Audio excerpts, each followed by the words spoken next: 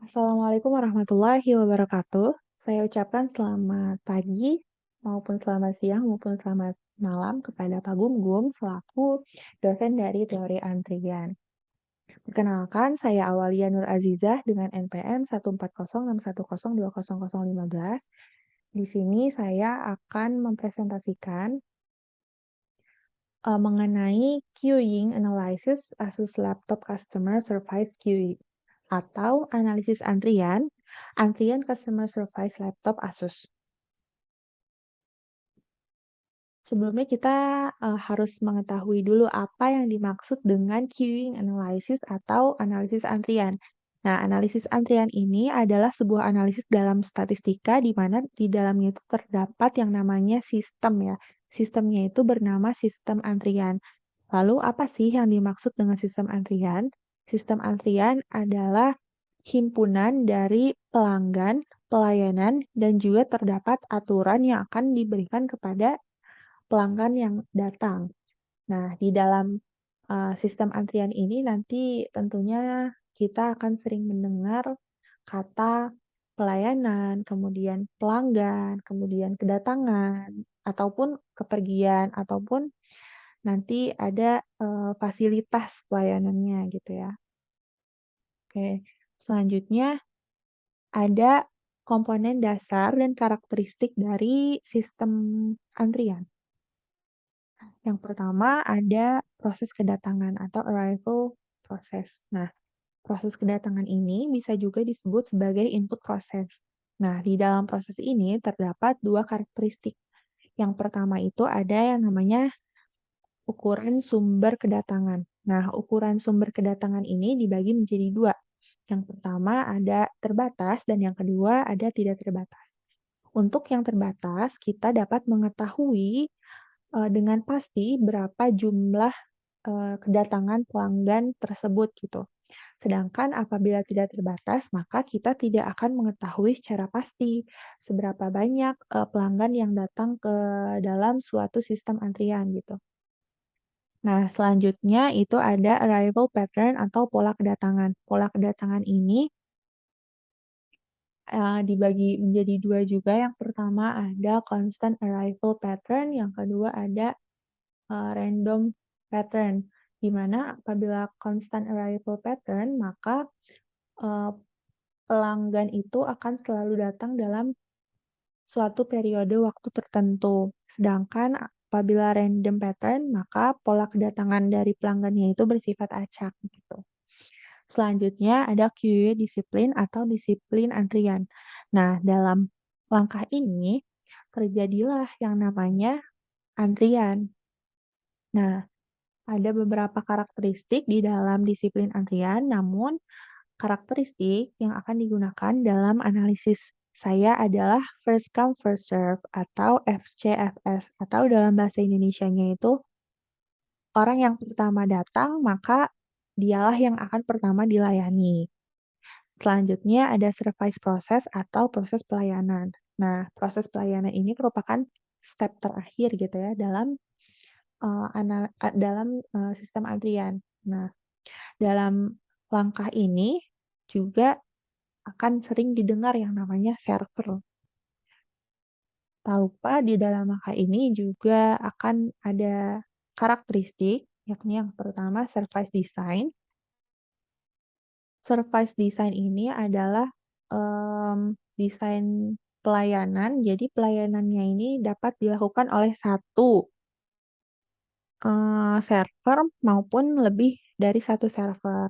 Dan juga yang kedua ada service pattern atau pola pelayanan. Pola pelayanan ini sama seperti, eee, pola kedatangan, jadi bisa konstan ataupun bisa acak gitu. Nah, selanjutnya adalah asumsi-asumsi di dalam teori antrian. Nah, secara umum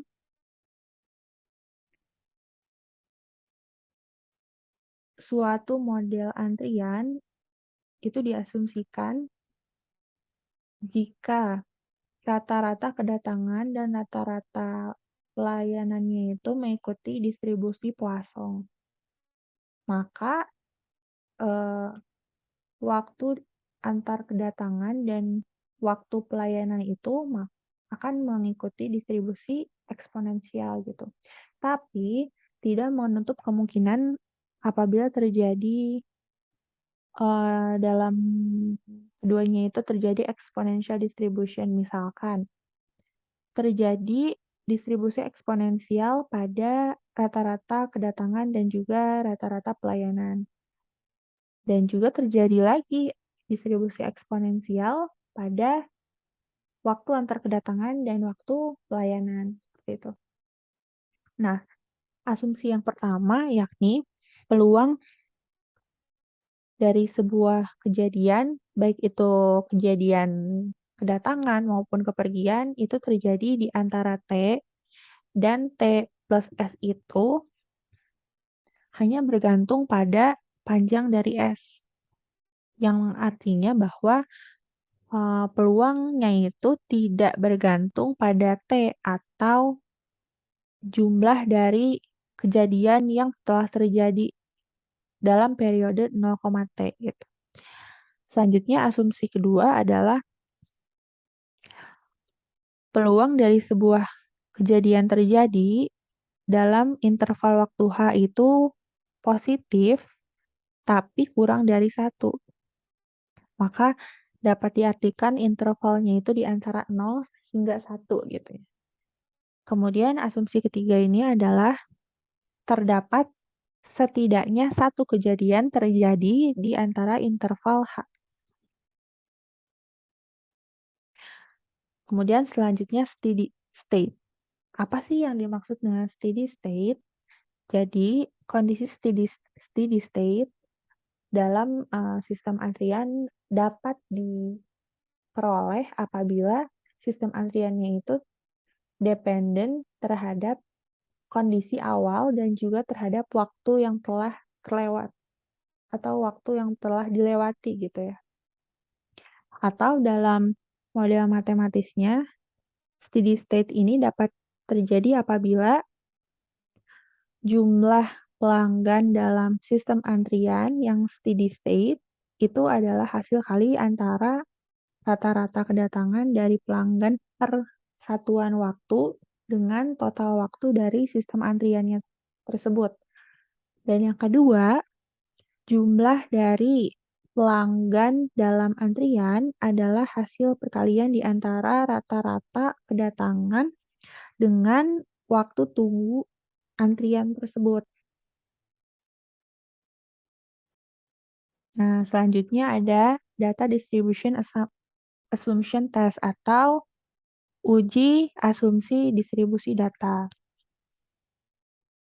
Nah, dalam analisis ini saya menggunakan uji Kolmogorov-Smirnov one sample test karena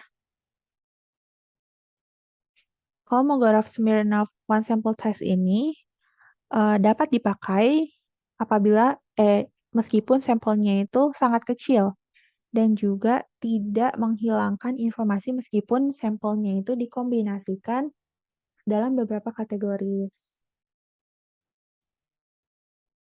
Selanjutnya ada utilization factor atau faktor utilisasi. Nah, faktor utilisasi ini adalah perhitungan dalam teori antrian berdasarkan kondisi di mana sistemnya itu adalah steady state dengan rumus tertera pada layar dan lambda ini adalah rata-rata kedatangan, mu adalah rata-rata pelayanan, dan C adalah jumlah dari servernya. Selanjutnya adalah Kendall notation. Nah, Kendall notation ini digunakan dalam perumusan model yang akan dilakukan gitu. Nah, notasinya ini satu ini adalah distribusi waktu antar kedatangan, yang kedua ini adalah distribusi waktu pelayanan, yang ketiga adalah jumlah server, yang keempat adalah sumber populasi, yang kelima adalah panjang antrian, dan yang keenam adalah disiplin antrian. Di mana nomor satu ini dapat diisi oleh lambang M atau Markov, lambang E atau Erlang, lambang D atau deterministik, dan lambang G atau general distribution. Begitu pula nomor 2. Untuk nomor 3 bisa diisi single atau multi. Untuk yang nomor 4 atau sumber populasi itu bisa diisi finite atau infinite. Jadi bisa diisi terhingga atau tidak terhingga. Untuk nomor 5 yakni panjang antrian bisa juga diisi oleh finite atau infinite, dan yang terakhir untuk nomor 6 atau disiplin antrian itu dapat diisi oleh FIFO atau first in first out. Itu sama seperti eee, first come first serve. Dan juga yang kedua LIFO, last in first out, kemudian selanjutnya prioritas maupun bisa diisi oleh random. Selanjutnya adalah model dalam teori antrian. Dalam analisis ini saya menggunakan model MM2, di mana waktu antar kedatangannya itu bersifat eksponensial, kemudian waktu pelayanannya itu juga bersifat eksponensial, dan juga terdapat 2 server. Nah, selanjutnya kita akan masuk ke dalam perhitungan analisis antrian menggunakan software R.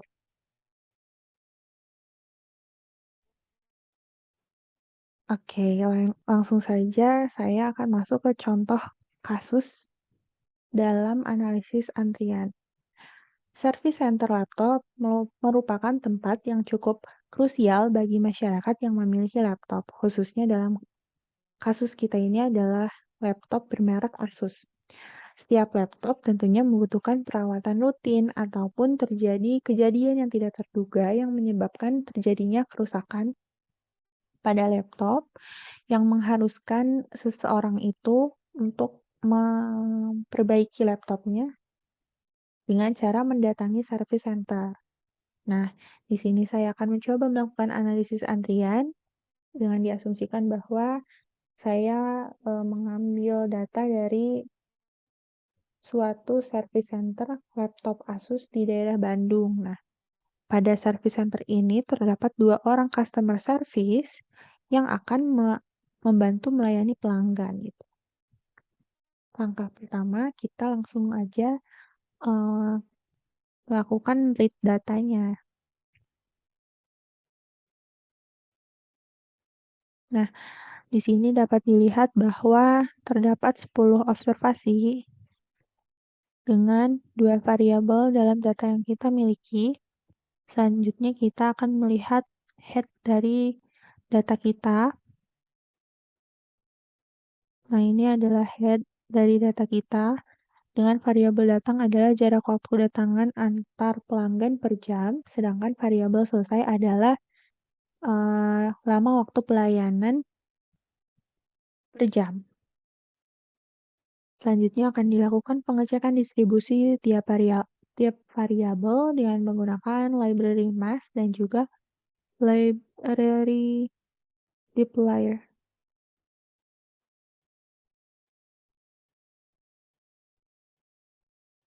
Selanjutnya kita akan mencari nilai rate dari masing-masing variabel. Selanjutnya kita masuk ke goodness of fit test, di mana di sini saya akan menggunakan Kolmogorov Smirnov one test sample.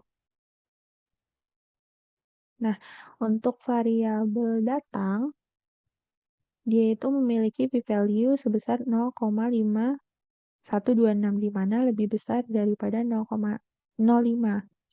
Maka dapat dibuktikan bahwa variabel datang itu mengikuti distribusi eksponensial. Selanjutnya kita mencari variabel selesai. Nah, untuk variabel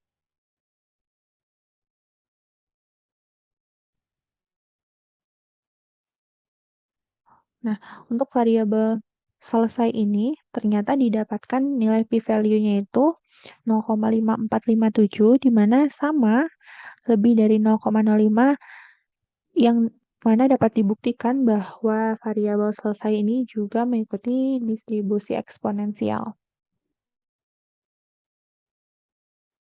Nah, selanjutnya kita akan melakukan pengecekan kondisi steady state pada data yang sudah kita run tadi.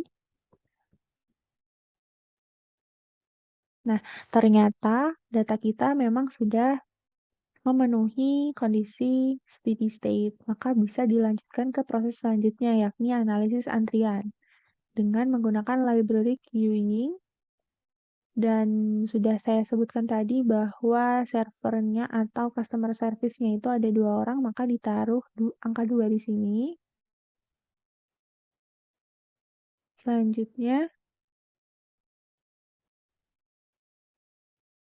lambda atau rata-rata waktu antar kedatangan, kemudian mu-nya itu rata-rata waktu pelayanan, kemudian kita akan membuat modelnya, dan kita akan melakukan summary pada model yang telah kita miliki, dan yang terakhir kita akan mencari nilai faktor utilisasinya dengan menggunakan library QE Computer. Nah, didapatkan hasil bahwa nilai faktor utilisasinya itu atau ROS sebesar 0,7357. Nah, dapat ditarik kesimpulan bahwa tingkat utilitas pada suatu sistem antrian di service center laptop Asus daerah Bandung yang kita teliti ini sebesar 0,73 yang mana cukup baik karena dapat diartikan bahwa 73% dari waktu pelayanan server atau customer service-nya ini dapat dikatakan sibuk ya, cukup sibuk gitu. Selanjutnya adalah kita bisa melihat nilai Waikiki, yakni nilai Waikiki ini adalah rata-rata waktu yang dihabiskan satu pelanggan dalam antrian jika dilayani oleh satu server atau satu customer service itu ternyata, sebesar 33,3 jam ya. Sedangkan apabila dilayani oleh 2 customer service, maka, eee, waktunya itu menjadi 0,94 jam. Kemudian kita dapat melihat W di sini atau rata-rata waktu yang dihabiskan satu pelanggan dalam sistem antrian apabila dilayani oleh satu server saja, ternyata sama ya seperti sebelumnya 33,3 jam. Sedangkan apabila dilayani oleh 2 customer service atau 2 server, ini menjadi 1,27 jam. Kemudian selanjutnya kita dapat, melihat L-key. Di sini adalah rata-rata pelanggan yang berada dalam antrian dengan atau jika dilayani oleh satu customer service, maka terdapat 33 pelanggan. Sedangkan jika dilayani oleh 2 server atau 2 customer service, maka terdapat satu pelanggan gitu. Dan yang terakhir adalah L, rata-rata pelanggan yang berada dalam sistem dengan atau jika dilayani oleh satu customer service itu ada 34 orang, sedangkan apabila dilayani oleh 2 server atau 2 customer service itu ada 2 orang. Baik, mungkin, seperti itu adalah contoh kasus dari analisis teori antrian. Mohon maaf apabila ada kesalahan dalam penyampaian. Terima kasih. Wassalamualaikum warahmatullahi wabarakatuh.